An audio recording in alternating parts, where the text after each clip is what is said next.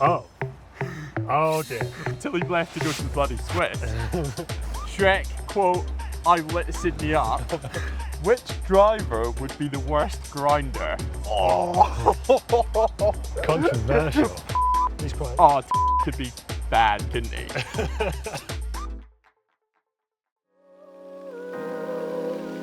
Neil and Shrek here. Welcome to Face Off. We're gonna ask each other a couple of questions. Let's go. Get into it, come on.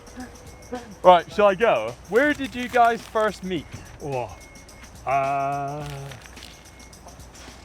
think it might have been safety training, Nice, Yeah.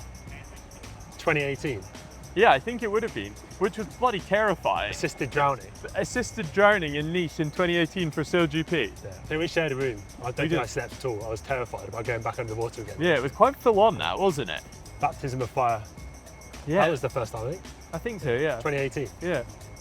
The inception of SailGP GBR. Yeah. How did you both get into sailing? You can go first, Neil.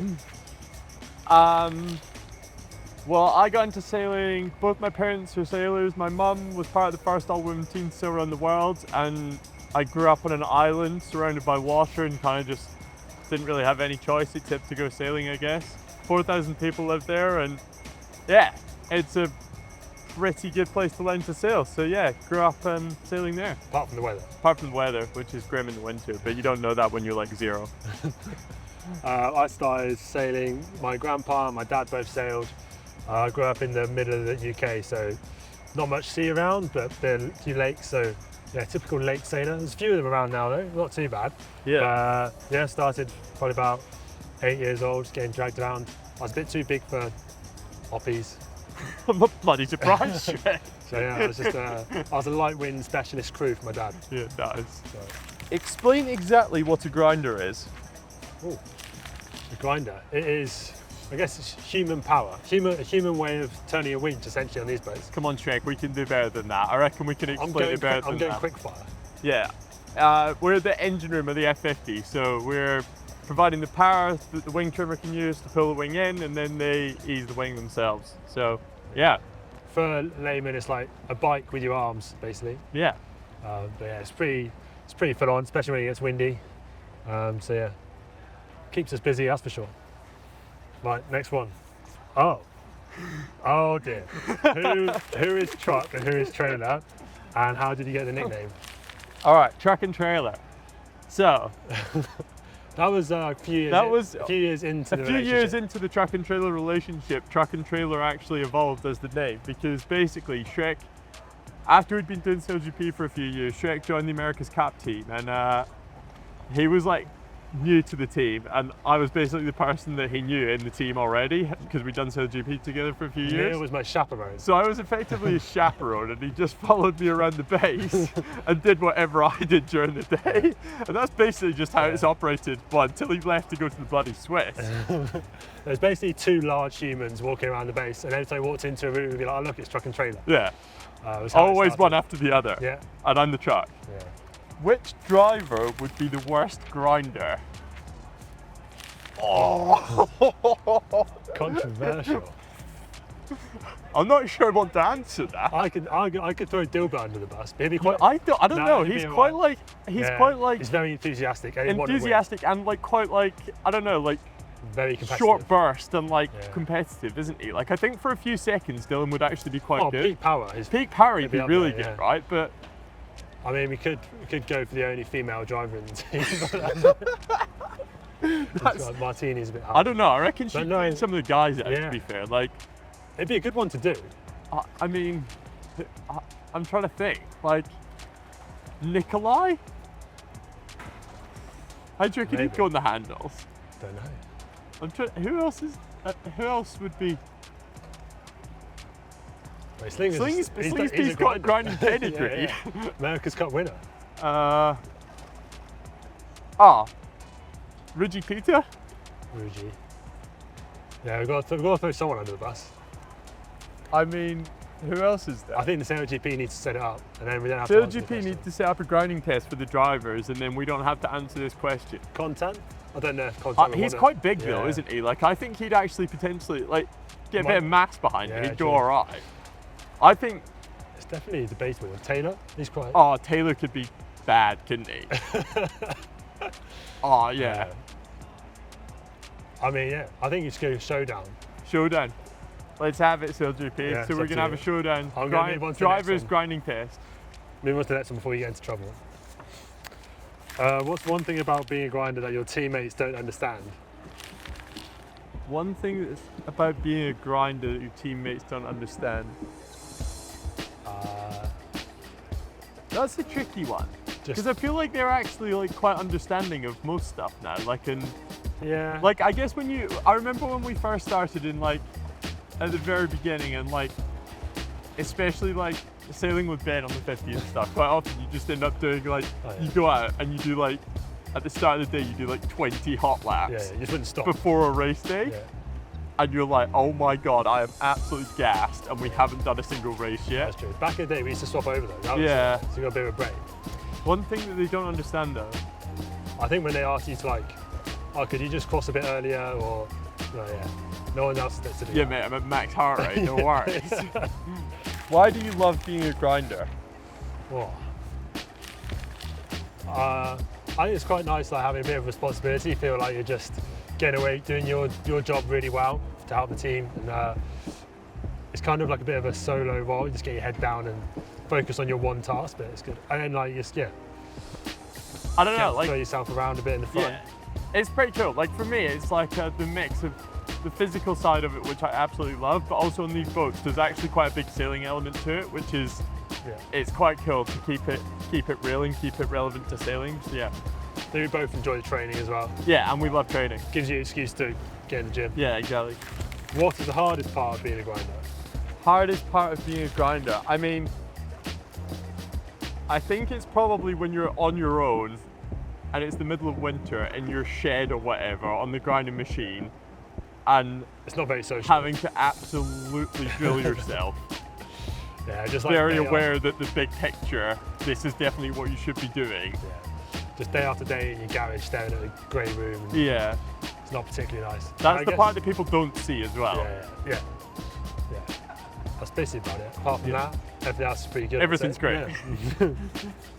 We can't complain about having our job. Nah.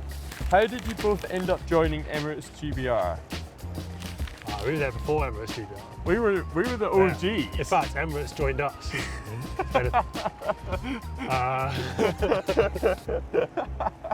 How did we end up? I guess it's probably goes back to like 49 links. Yeah, originally I guess, yeah. I knew Chris was the CEO, Dave was the CEO at the time, and Dylan was helming, and knew them both from the 49er, and then they kind of dragged me back out of rowing, so that's how I kind of got into it. I guess you probably knew them as well. And for me, I knew them from 49er sailing, but also through camp stuff, so yeah, I mean, and then we were the OGs, season 1. Part of the woodwork.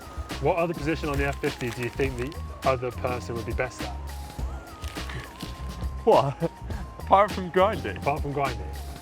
What do you reckon? I reckon it'd probably both be the same. If there's anything else, it'd probably be, probably wing. Yeah, maybe. I don't know. There's kind of a bit, it's like a bit more intuitive than... At least we've been involved in it. Like grinding, that's kind of all you focus on. You have like quite a lot of feel for like the heel of the boat at least, right? Through grinding, I guess. So like... I mean, I'd steer if it was down a straight line, but I wouldn't want actually steering in a start box. Nah. I mean, to be honest, I'm not sure I'd fancy doing any of it in a start box with 11 other boats, but... Or we'll stick to the front of the boat. Stick to the front of the boat, probably safe bet, I reckon. Matt, tell us about your move to Switzerland. Oh. Getting touchy now, bloody hell. Well, I think the way we were kind of working it, I was doing a bit less sailing, I guess. We just used to split the role a bit, and then it became more one-sided. There was a lot of focus around the cup. We were spending more time just away, so kind of had the opportunity to go and be involved in a new project with a new team, and it was quite exciting with our kind of new sailors as well. So it was a good opportunity for me to kind of mix it up a bit, have a bit more responsibility, I guess, and it's always good for a nice change. So it was a bit of a shame, but I still feel British at heart. Of all the wins with Emirates GBR, which was the best and which had the best after party? Oh, I know the answer to this 100%. This is like a no-brainer, I think. Is it a win? It's yeah. I Right. think it's got to be the year that didn't happen, Yeah. SailGP, doesn't Sydney. it? Like Sydney. Season 2 that wasn't season 2. Season Or 2 season that 3. wasn't season 2. Yeah, Sydney, the one Sydney event before Yeah. COVID that we won basically every race. Yeah, that was and good. then Shrek, quote, I lit Sydney up. Oh, it was my birthday as well. And it was your It was birthday. my birthday, yeah. Sydney does always tend to deliver in terms Yeah. of a good night out. In and a terms good of day event, after. in terms of events to win, I think it's like right up there, isn't Aye. it? I Like mean, it's iconic. beating the Aussies in Australia is always, Yeah. is always pretty good. You've both sailed together for so long. What is one memory from sailing together that always makes you laugh? Fair, we haven't actually sailed together really on the. No, we like actually quite often do the same position and then end up swapping in and out, Yeah. don't we? We did a bit in season 1. Yeah, we did do a bit in season 1. A memory from sailing together that always makes us laugh. Well, to be honest, actually, one thing that we always end up talking about is whenever we do the same position on the boat, like if it's a really loose day, I'll always get smoked. Shrek will always get smoked. Like I'll get on the boat, it'll be all good. I'll do like 45 minutes. Shrek will get on, we'll have the biggest nosedive. Doesn't matter if it's in the America's Cup, SailGP, you name it. Shrek will get absolutely smoked, like genuinely injured. Yeah. Then I'll get back on, we'll be all good for a bit. Yeah. Nothing to do with us, just No. complete And coincidence. then the next day I'll be like, I'll just stop over, I should start, so because get them all up, and then I get smoked again. Yeah, it's Yeah. just what But happens. as a running joke. Yeah, Yeah, quite good memories though. I'm still Yeah. here to tell the story. so yeah, it's- exactly. I mean, Just I'll- about. you, Jesus, nearly didn't Shrek. Yeah, that's right. All Right. fun and games until Shrek got really smoked. We don't talk about that. Neil, this is a good one. How was it knowing Matt was making the move to another team? I mean, it was definitely sad because we've worked together for so long. But at the same time, I think it's like exciting for Shrek because ultimately, as he said before, he wasn't doing as much sailing as he'd want to at GBR, and the best thing for him would be to go and find a team that he could do all the races with, which is what he's doing with the Swiss. So I think it's pretty exciting, and it's great to have him around stuff. We're still here, We're still here. still plugging away. Yeah.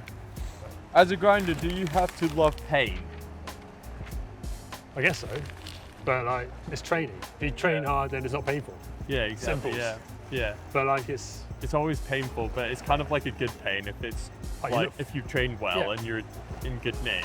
and unfortunately, you're the type of people that you actually look forward to it. Yeah, exactly. Like at the start of a race day, just bang some caffeine in. Yeah. You're like, here we go.